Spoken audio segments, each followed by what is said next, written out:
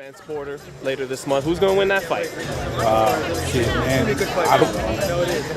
I really don't know. You know, everybody say that Spence going to win, but Porter's he a dog in there, man. He's a dog.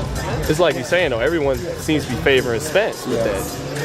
But, you know, hey, Porter, he'll upset you. He'll upset some good fighters.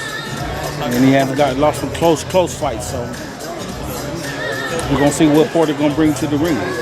Which Porter, you know, because he got two different styles. He try to box you, then he got that come forward style. Which one do you think he should come with? He better take that fucking fight to Spence. He better try to push his cap back.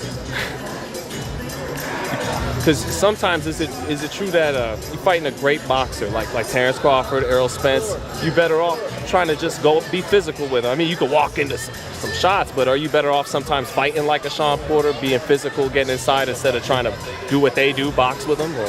Well, it all depends on the type of fighter that you're fighting. Because you can get a fighter in there like Terrence Crawford, you try to take the fight to him, he gonna outbox your ass, it'll probably hurt you, or then, oh, you trying to fight me? Oh, I'm gonna fight your ass back. You know what I'm saying? So it all depends on the fighter, you know. Do you see Spence as having not just really good, but great type skills when you watch him? Or like on the level of your man and Lomachenko? I see Spence as average fighter that's really strong. I really do. Fundamentally sound? He's fundamentally sound. Yeah. Nice jab, nice right hand, good footwork, keep his hands high. But that's just 101 boxing. That's what you learn when you're a young kid. And all that, the foundation is underneath him. But so, as far as being special, I don't see nothing special about him. He throws about 75, 80 punches too per round. Doesn't get tired through the 12. The punch with both hands. You know, I'm just trying to... Yeah, you putting it all out there and shit, but I mean, he can do all that to all the fighters that he's fought. Right. But what if you get somebody in there that could just box right along with him? You know, more versatile, got a little bit more something to his game. Then what he gonna do? Spence versus Shawn Porter. That's a good fight for them. Who wins? You know what I mean? Unified on titles. I had to go with Spence on that. How? Because Porter just attacked me on some wild shit. I mean, if he's going to pity pat, he probably going to pity pat like he did Mikey. Use him from the distance outside, work him. I understand you guys Spence winning because you feel he can do a lot more.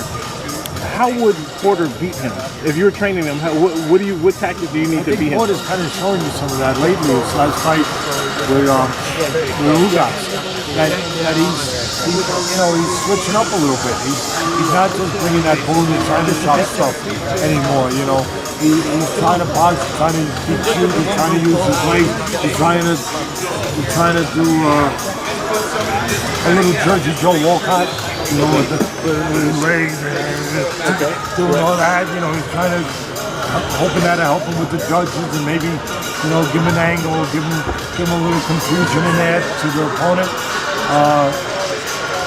But so I mean, by him changing, he's telling me something. You know, fighters' language is different than normal people's language. They don't have to say a word. Their actions tell you a million sentences. Right. And his actions, and I used to say that when I was broadcasting the fight for ESPN, he said, you don't need to hear this guy spouting words right now at a press conference. He's telling you that body shot hurt him. He's coming out this round, and all of a sudden he's on a bicycle. He wasn't on a bicycle before. Right, he just told you something. Yeah. He's screaming. All those things take effect. Okay. With no noise, he's screaming. Gotcha. And so I think that in some ways, Porter was screaming in his last fight. He's telling you the answers already. He's saying, yeah, at this point in my life, at this point in my career, you know what?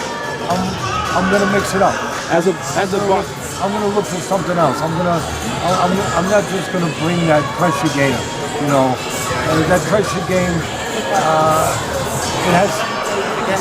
There's a lot of wear and tear involved in that pressure game. Gotcha. You know, he's not in this business. This ain't his first year or his second year.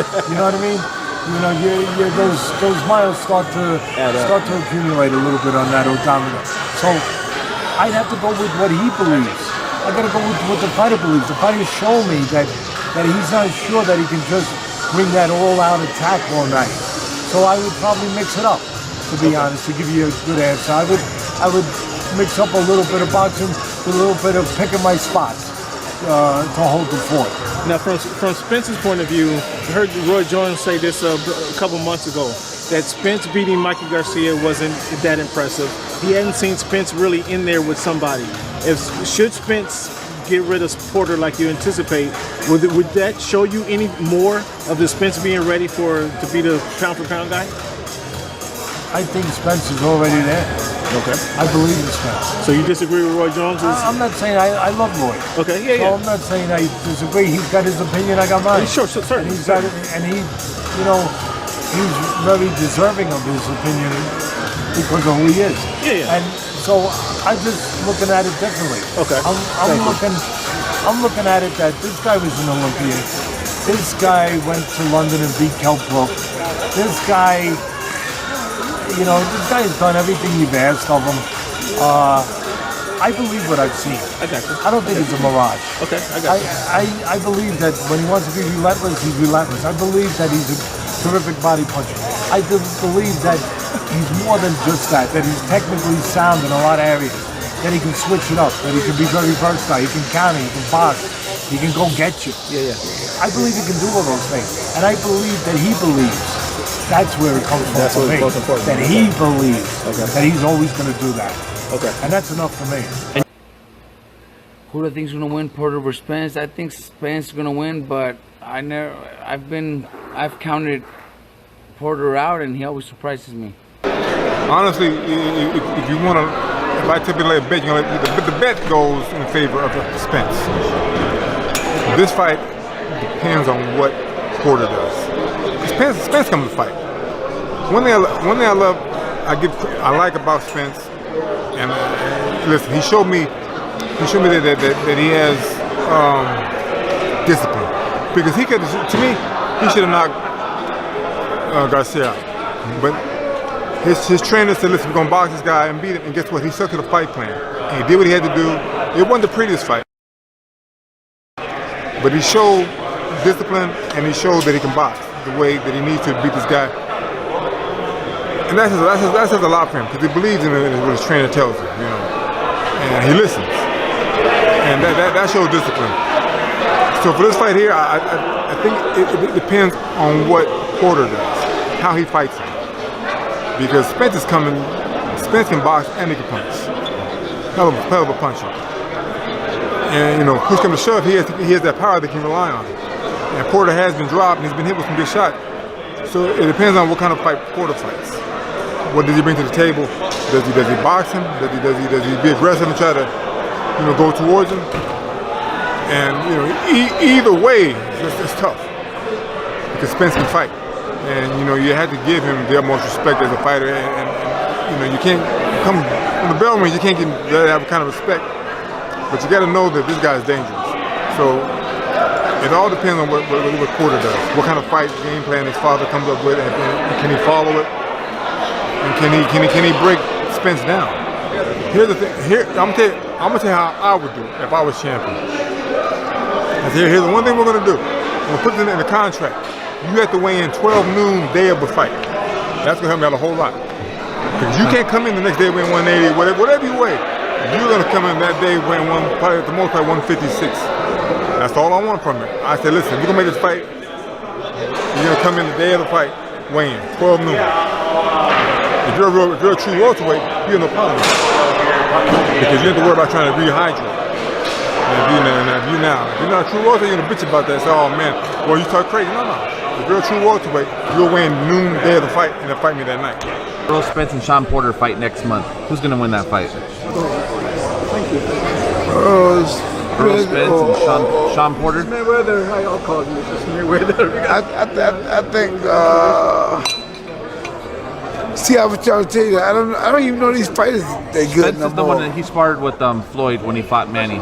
He's a real big welterweight. The lefty from Texas. Well, he should be all right then. Shawn Porter versus Errol Spence. How do you see that fight going? It's a great fight.